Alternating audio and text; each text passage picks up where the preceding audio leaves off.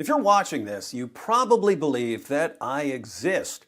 But if, for some reason, you didn't want to believe that I exist, you could explain away all evidence of my existence.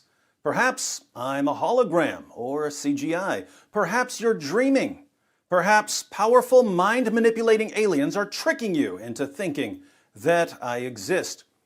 Human beings are amazingly adept at explaining away evidence for things they don't want to believe in. That's why we have Holocaust deniers, moon landing conspiracy theorists, flat earthers, and of course, atheists. If you fall into one of those camps, please feel free to cry me a river in the comments section.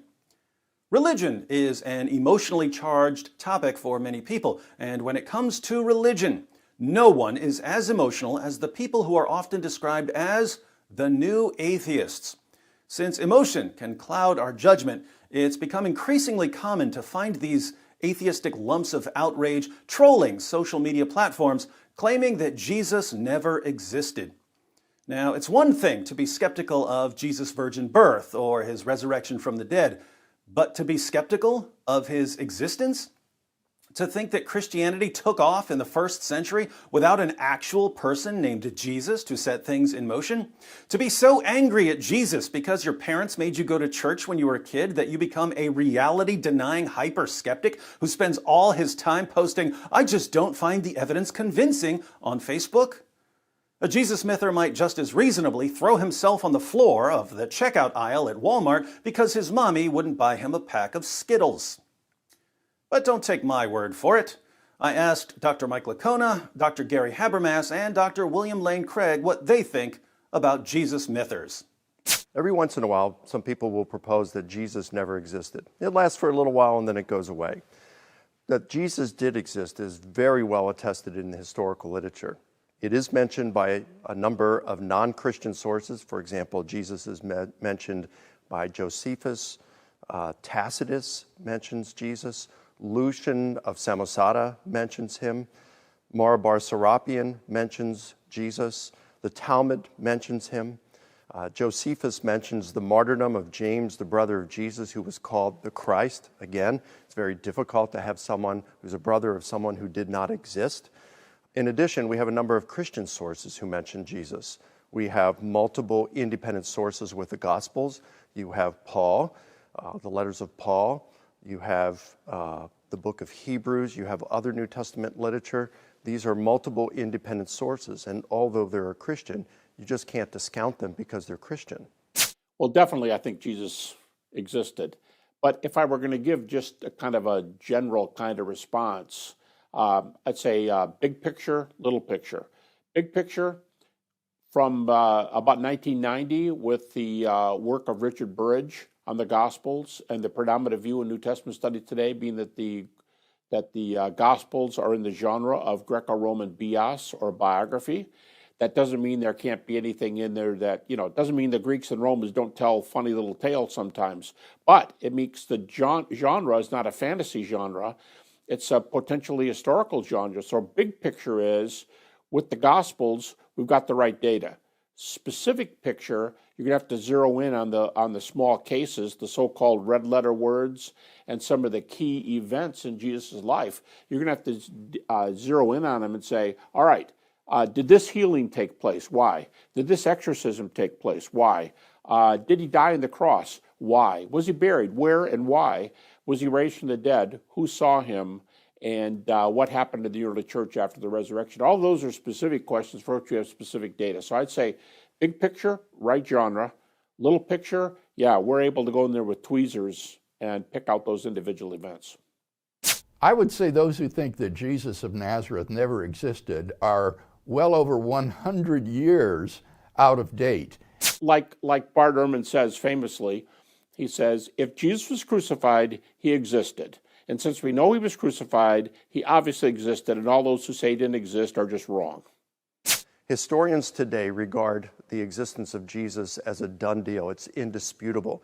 In fact, professional historians and biblical scholars would view those who would deny the existence of Jesus to be on the same, in the same kind of camp as Holocaust deniers and those who think we never went to the moon. See, I told you. But there's an additional perspective that's often missing from discussions of the historical evidence for Jesus' existence. Historians mention Josephus and the Talmud as references, but there's a larger Jewish history to consider.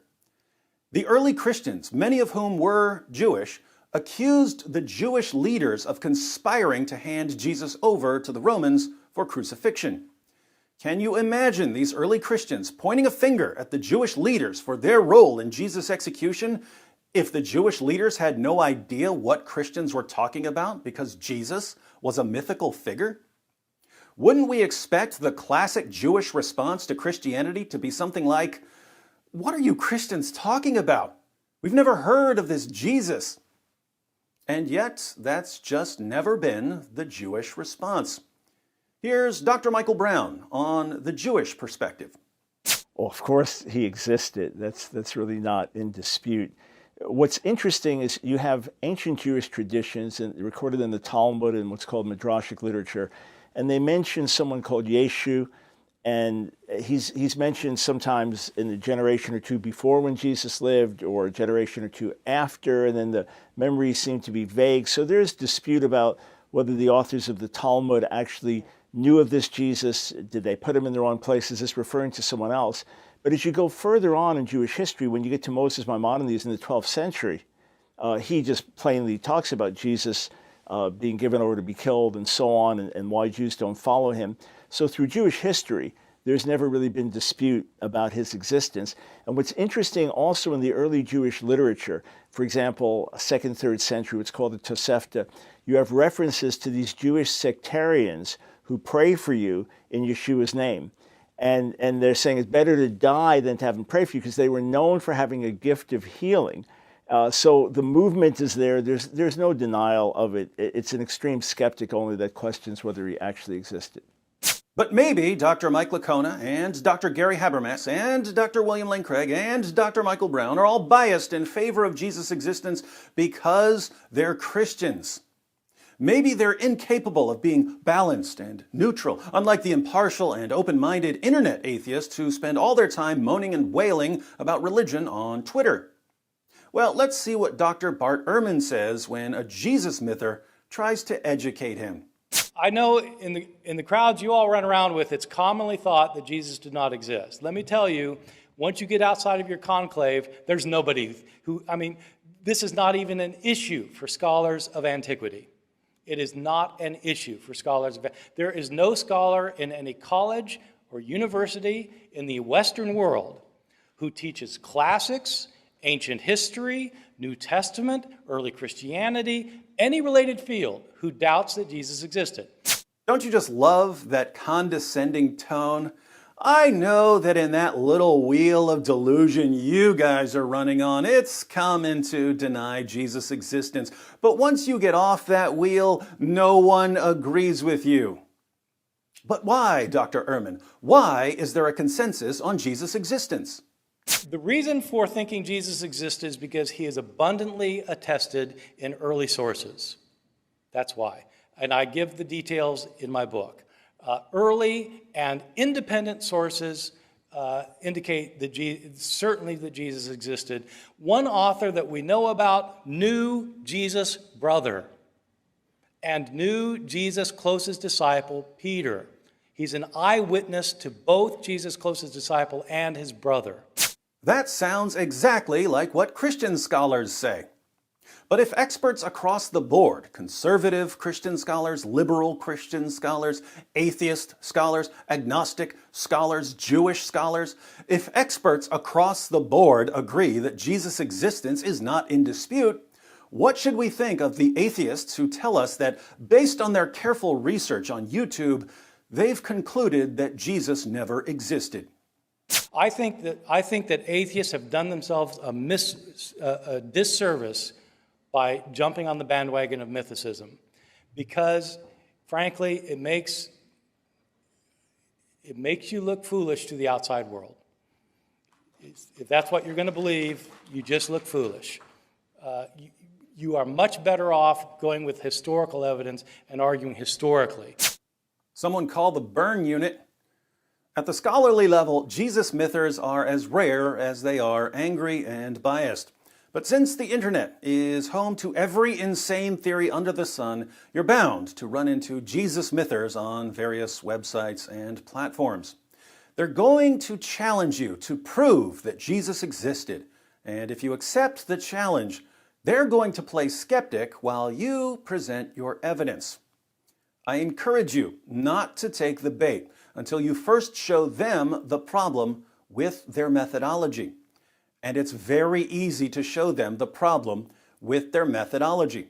When a Jesus myther sends you a message and says, "Prove to me that Jesus exists," simply reply, "I'd be happy to prove to you that Jesus exists, but I don't want to present my evidence to a person who may not exist. So before I start giving you evidence, first prove to me that you exist." Then sit back and play skeptic.